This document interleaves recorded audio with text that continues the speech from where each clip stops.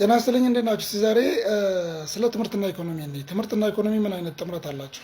ትምህርት ስለ ኢኮኖሚ ያስተምራል። ትምህርት ስለ ኢኮኖሚ አውትከምስ ያስተምራል። ትምህርት ስለ ዲማንድ ላይ እንዴት አድርገን ፎከስ አድርገን መስራት እንዳለብን ያስተምራል። ትምህርት ስለ ፋይናንስ ያስተምራል። ትምህርት ስለ ተለያዩ ፖሊሲ አፈጻጸሞች በደንብ አድርጎ ያስተምራል። ስለዚህ ትምህርት ከኢኮኖሚ ጋር ትልቅ የሆነ ኢንጌጅመንት አለው፣ ትልቅ የሆነ ኮሬሌሽን አላቸው ብለን እናስባለን። እንግዲህ የሂውማን ካፒታል ቲዮሪ የሚባል ነገር አለና ይህ የሂውማን ካፒታል ቲዮሪ ምን ይላል?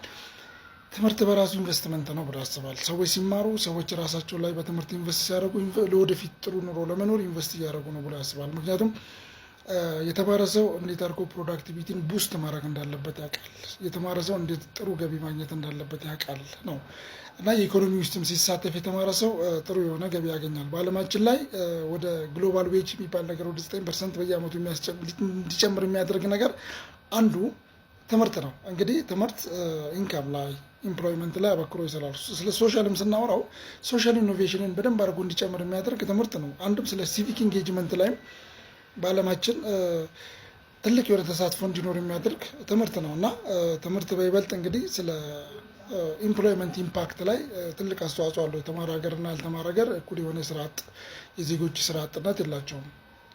እንግዲህ እዚህ ውስጥ ምን አይነት ነገሮችን ማየት እንችላለን? ስፔሻሊ የቮኬሽናል ትሬኒንግ፣ የላይፍ ሎንግ ትሬኒንጎች በትምህርት ውስጥ ማግኘት ይቻላል። ትምህርት የተማረ ሰው ከስራው ጋር እንዴት መጣጣም ማድረግ እንዳለበት፣ ስራው እንዴት መፈጸም እንዳለበት ያውቃል። የተማረ ሰው እንዴት አድርጎ ምን ያህል ሰዓት ውስጥ ስራ ምን ያህል ጊዜ መጨረስ እንዳለበት ያውቃል እና ከስራው ጋር ሚስማች አያረገም ነው። እንደውም ኦቨር ኳሊፋይድ የሆነ ሰዎች ይፈጠራሉ በትምህርት ዓለም ውስጥ ሲኖር እና ኢንዱስትሪዎች በጣም የኢንዱስትሪ አላይመንቶች በጣም አሉ ነው የሚለው እና ትምህርት ይሄ የሶሻል ቤኔፊትን በጣም ይጨምራል ነው።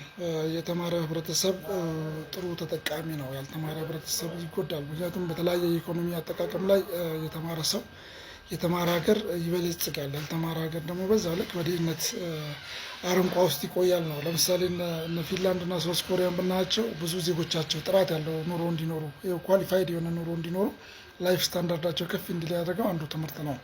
ምክንያቱም ህብረተሰብ የተማረ ህብረተሰብ ኢኮኖሚ ውስጥ ሲሳተፍ በጣም በአጭር ጊዜ ውስጥ ሀገርን ማሳደግ ይችላል። ለምሳሌ እኛ ሀገር በኃይለሥላሴ ጊዜ የተቀረጸው የኢኮኖሚ ስርዓት እንዲወድቅ ካደረገው ነገር ውስጥ አንዱ የተማረ ሰው አለመኖር ነው። ስቲልም የኛ ሀገር ካደጉት ሀገራት ተርታ አለመሰለፏ ትልቁ ሚስጥር በዛ ልክ የተማረ ኳሊፋይድ የሆነ ዌል ትሬንድ የሆነ ዜጋ አለመኖሩ ነው እና ትምህርትን አበክረን መውደድ፣ ልጆቻችንን ማስተማር፣ ስለ ኢኮኖሚ በደንብ ማወቅ፣ ትምህርትና ኢኮኖሚ እንዳለባቸው ማወቅ ጥሩ